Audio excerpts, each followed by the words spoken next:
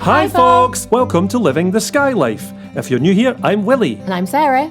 We're a musician and artist, and this channel is about our journey escaping suburban life and moving to our dream home, a 200-year-old cottage on the Isle of Skye in the Scottish Highlands. Along for the ride are our two crazy but adorable pups, Jack Spaniels and Nori. Join us as we experience the highs and the lows of living in a remote corner of a wild Hebridean island. This week, I go out otter spotting with a local photographer to see if I can finally fulfill my dream of photographing otters in the wild. Will these elusive animals appear for me this time, or will it be another blank page in Sarah's otter jotter? And it's a nervous week for me, as Yolanda, the Landrover's MOT test, finally comes around. Richard and I do everything that we can to ensure she passes, but will our efforts see her sail through the test, or will she be deemed unroadworthy and ordered off the roads? Plus, while we wait nervously on Yolanda's results, I take advantage of the island's strong tradition of bartering and rustle up a sweet treat in the kitchen. If you don't already, please hit that subscribe button to stay up to date with our weekly adventures. Join us as we continue. Living the Skye Life.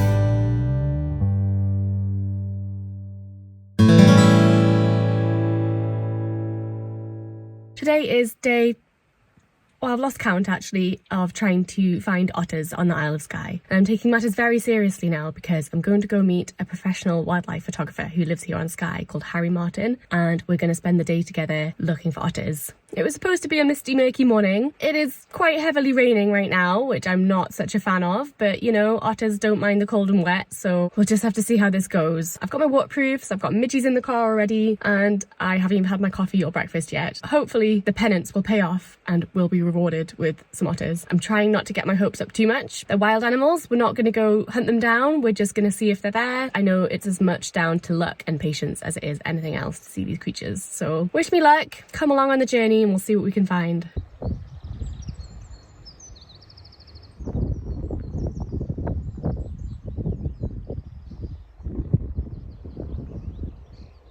It is 10 to 6 in the morning. I'm here at Slig and I'm just waiting to see if Harry has arrived. I've had a bit of coffee, had a bit of breakfast, and it has stopped raining.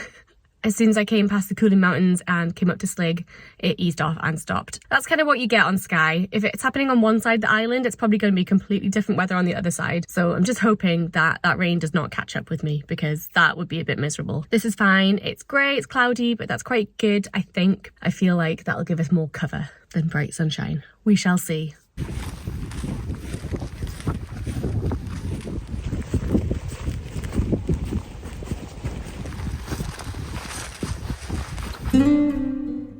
We spent a long time at this location, sitting on the banks of the loch and constantly scanning the water for signs of otters.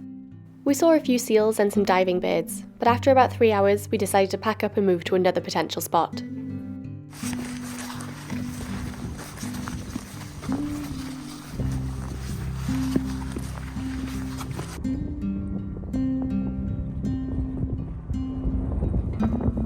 The tide times and wind direction were all on our side, but unfortunately there were no sightings to be had at this location either. Otter territories can cover around 3 or 4 kilometres of coastline, so you're never guaranteed to see them in a specific spot. While keeping an eye out for sightings, we tested out one of Harry's zoom lenses with my camera to see if it would work. By this point, the tide was completely in, and the weather had also taken a bad turn, so we called it a day. It is 1 o'clock in the afternoon, it's lunchtime, I am hungry, and I'm rather damp. That rain did catch up with us. No otters today. No otters.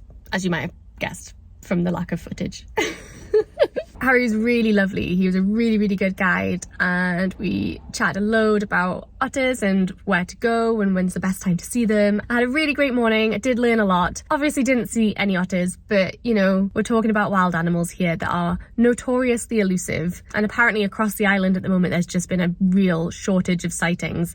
So for whatever reason, maybe the females are about to give birth and they're not coming out as much. A lot of the photographers he's been speaking to have said the same thing, like all the kind of regular haunts that they can pretty much guarantee they're going to see something, there's just been no sightings. And he's been out every day this week and only seen one otter, whereas usually he'd see one pretty much every time. Timing just wasn't right. Bit disappointed, but you know what? We're going to try again, and I'm going to find an otter to photograph on the Isle of Skye if I can. Time for some lunch, time to head home, maybe have a nap because I've been up since 4:30. On to the next otter spotting outing.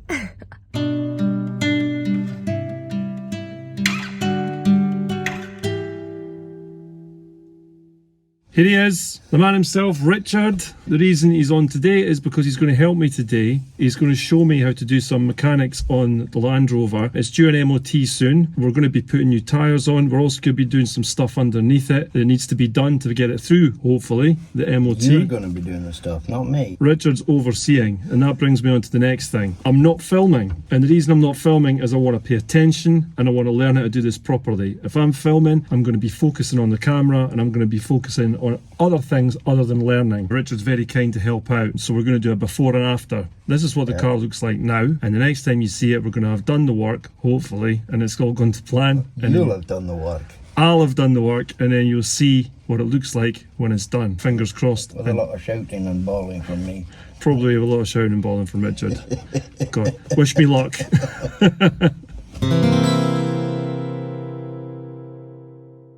Right, well that's it done. Job's a good one. Cheers, man. Much appreciated that lesson. That was really, really interesting for me. And now I know I can do it myself, well, some of it.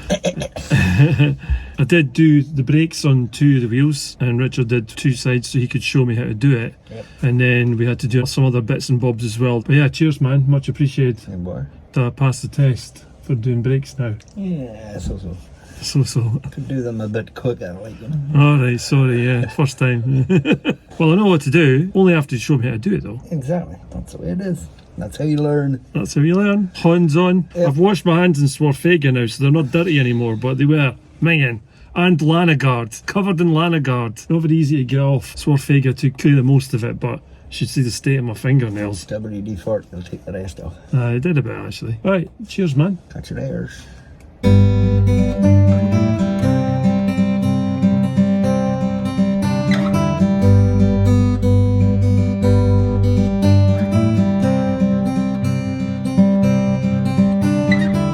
Aside from the various improvements and fixes that I've already made to Yolanda over the months since we first got her and featured on this channel, Richard had just helped me to replace the steering drop arm, the 3 tracking rod ball joints, the steering damper, and all the brake pads in all 4 corners. It's hard to recall exactly how much has gone into trying to get Yolanda through her first MOT with Sarah and I as owners, but it's been a real labour of love. And because most of it has been carried out by ourselves, it hasn't cost anywhere near the amount it would have if we'd taken her to the garage to have all the work done there instead. A very special shout out and heartfelt thanks goes out to our patrons and our Ko-fi supporters, as most of the parts purchased for Yolanda was covered by your kind and very much appreciated support for us and our channel. And as I've said before, and it's true, these videos couldn't be made without your support. Now, let's see if all this hard work pays off when Yolanda goes for her MOT at the testing garage later in this episode.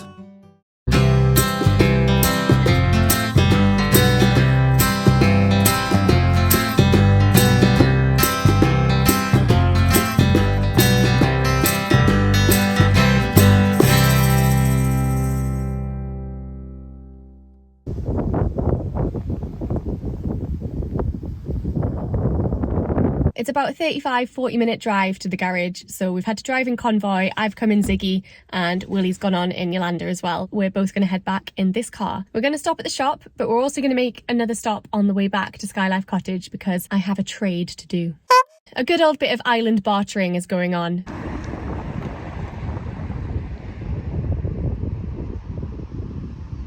On our way back to Skye Cottage, we've just stopped here, which is the Isle of Skye Candle Company, and I've come here because I spoke to another Skye resident called Jen on Instagram. Funnily enough, she would have been our neighbour if we'd got that first house that we put an offering on right in the very first episode. She has a surplus of gooseberries this year. We have an absolute surplus of elderflower cordial because we made far too much, as we usually do. I reached out to her on Instagram and said, oh my god, I would love some gooseberries. Can we do a trade? Between Skye Cottage and where Jen lives, it's probably about an hour's drive. It was just a bit too far to go for some gooseberries, but I said, if you're in Portree, let me know. And guess what? She's going to be here today. We were driving past. It seemed perfect. So I've got a little bottle of elderflower cordial in a plastic bag so it doesn't leak. And I feel like I'm doing some weird, dodgy, like car park deal when really we're just doing some bartering and exchanging some gooseberries for some foraged elderflower cordial. Such is island life. Let's go.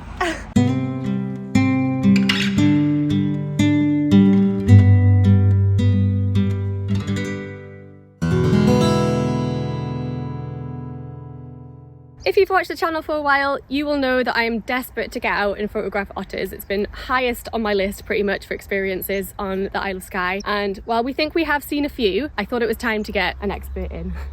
That's very kind of you to say expert, considering our first experience was not. We'll gloss over that bit, it's fine. This is Harry. He is a photographer living on the Isle of Skye, and you specialise in wildlife photography, specifically golden eagles and otters. Yeah, the two big subjects we've got here. We've got white-tailed eagles as well, but it's the goldens that have stolen my heart, and then we have the otters as well. Harry does days out where you can get taken along on a guided tour of places that you are highly likely to see otters or eagles if that's what you want to see. They are wild animals, you don't always get to see them, and the first time we went out that was the case. So I think we were out for about 9 hours or so and not even a glimpse of them. yeah, that was a long day. If otters were easy to see, everyone would be out doing it, and they are so unpredictable. Nobody tells the otters they're meant to be out. No. I couldn't have left it with just a day of not seeing anything, so cue forward 6 weeks or something Yeah, from that yeah. last visit or something, and I think we saw an otter within 5 minutes of stopping this morning. We're going to show you what we saw today. So yeah, you just have to stay tuned to see what we found.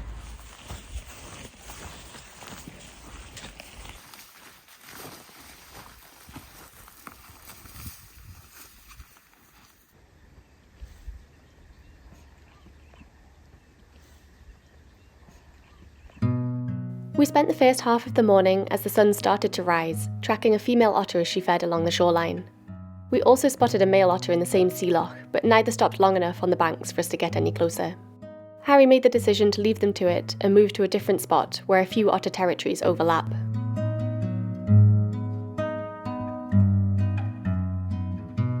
We spent some time scanning the mirror-calm waters, looking for the distinctive V-shape of an otter swimming, punctuated by smooth dives underwater to feed. We picked a spot, settled into the seaweed, and waited.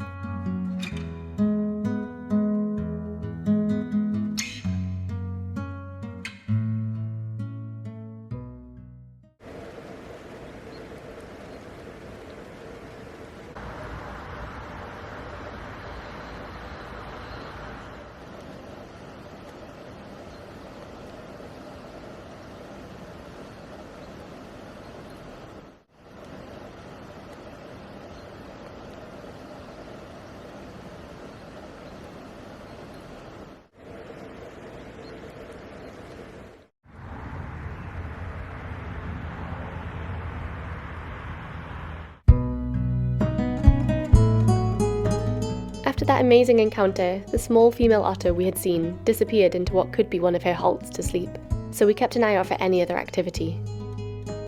However, we definitely weren't expecting what we saw next.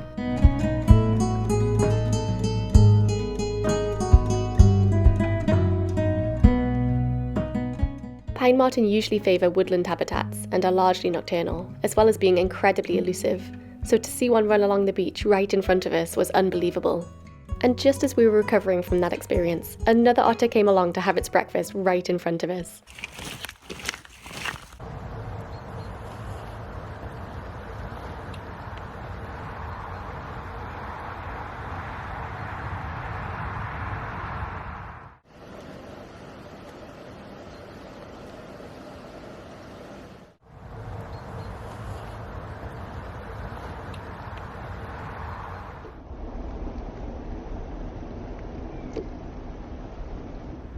How many did we see in the end?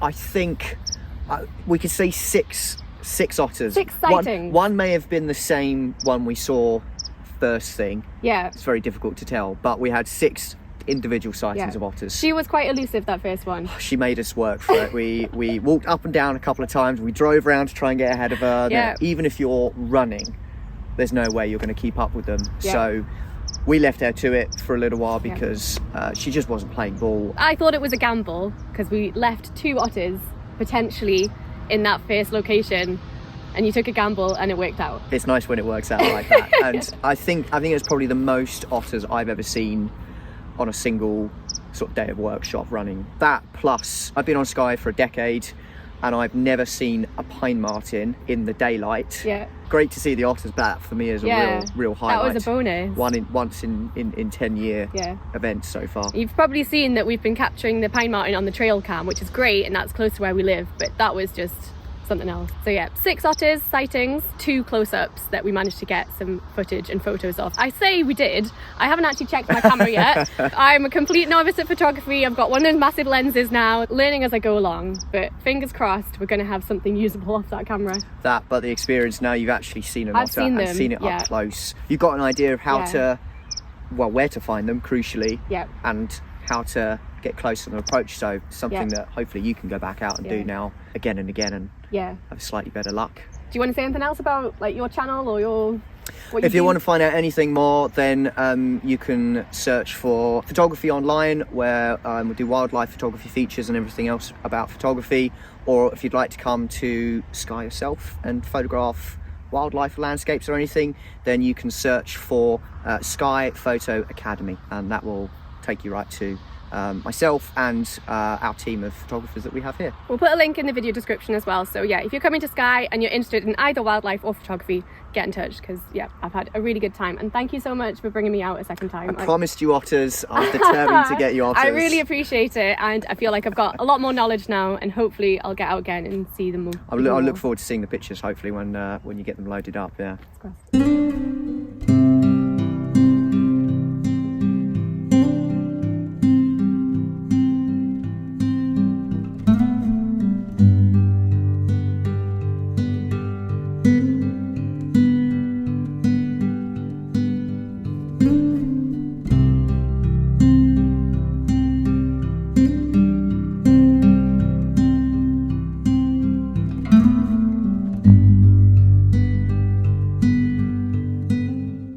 I just finished my session with Harry, and I've just got back in the car now and had a little check of my camera, and it looks like there's some good photos. So exciting. Honestly, a lot of the time I was just so caught up in watching them that it was hard to remember to take photos, but I did get a few, and I think I got some good footage as well, so I'm really hoping you enjoyed watching that. Yeah, what an experience. Oh my gosh. That was just so amazing. They were literally like about 5-10 meters away from us at one point. It's just such a privilege to be able to see those animals close up. Like, that has been a proper dream of mine, and I'm so happy I did it. Just want to say thanks again to Harry for taking me out a second time. I knew going out the first time that there's a chance that obviously we might not see them. For him to take me out a second time was super generous, and I'm just really thankful that I got the opportunity and that we saw them. We were super lucky with the weather, because now the rain's come in and it's just not as nice a day. So was it worth the 3 a.m. alarm? Yes, 100%, definitely. Oh, I'm so happy. I'm buzzing for the rest of the day now. I do now have to go to Broadford, go to the post office, go get the food shop. I'm running on about 4 hours sleep, so this could be interesting. More coffee will probably be required.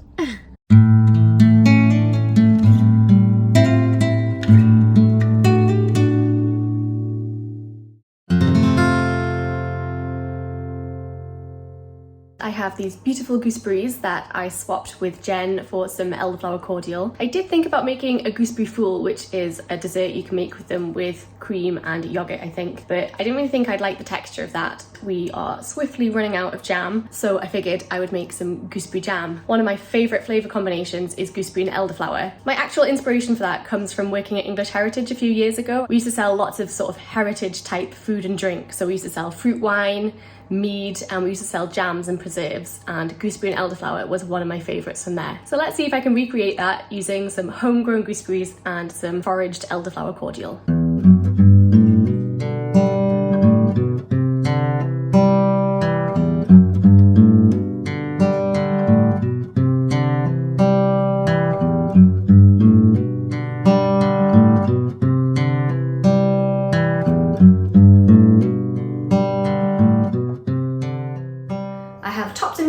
Gooseberries, so I've taken all the little stalky woody bits off because we don't want those in the jam. If you're just doing straight gooseberry jam, you just use the same weight of gooseberries as you do of sugar, so 1 kilo of gooseberries will be 1 kilo of sugar. If you're using elderflower cordial, because that's got lots of sugar in it already, you take down the sugar slightly. So 500 grams of gooseberries, I've got 450 grams of sugar, and I've got 50 millilitres of elderflower cordial. Sometimes for jam you need to add pectin, but gooseberries are already high in that already, so they should set nicely without having to use any pectin, which is cool. bottle because I don't have any. I'm going to put these in the pan with 150 millilitres of water and we'll take it from there.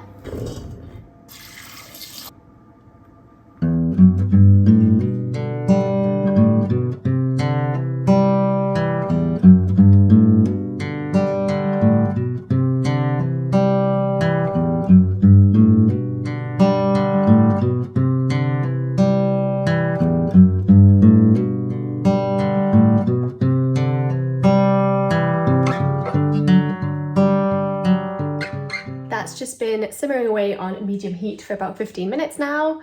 Time to make a coffee, as you do on a Saturday morning. Now I'm gonna add the sugar, and then once that's all dissolved, I'm gonna rapid boil it for about 10 minutes. Then I'm gonna test it. I've got jars sterilising in the oven. They've been in there for about half an hour on 180 degrees, so they'll be nicely sterilised. And I've got saucers in the freezer, which you test the jam on to make sure it's ready.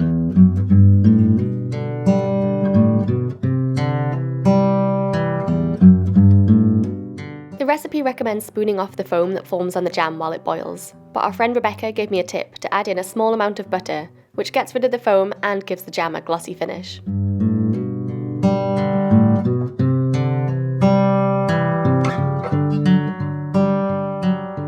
I think that's done now. I've done the wrinkle test on the cold plate, so I'm just going to add in that elderflower cordial and then put it in the jars and we're done.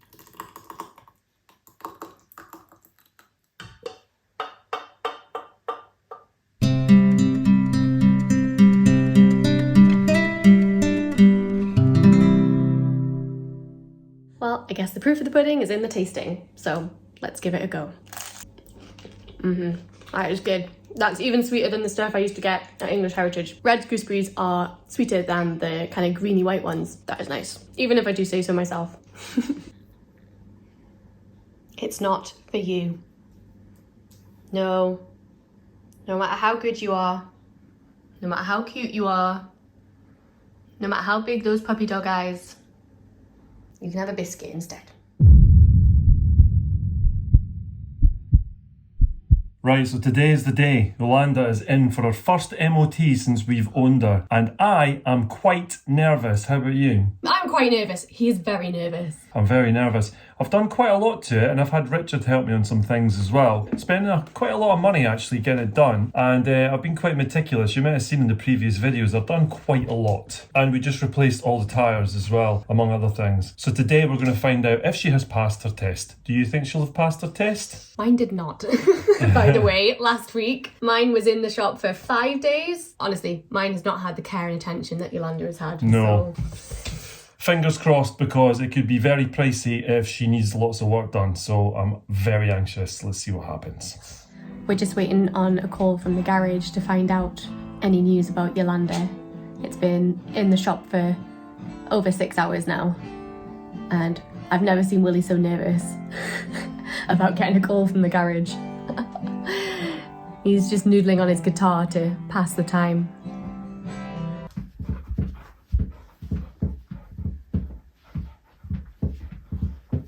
You're a bit tense. Yep.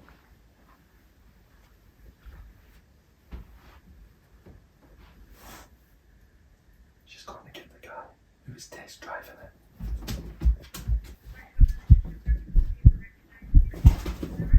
It's passed then. Excellent, it's passed. Hooray! Yolanda has passed her MOT, which is amazing. I'm so buzzing, like this is the best news ever. Does this deserve a belter dance? Yes. Alright, in that case.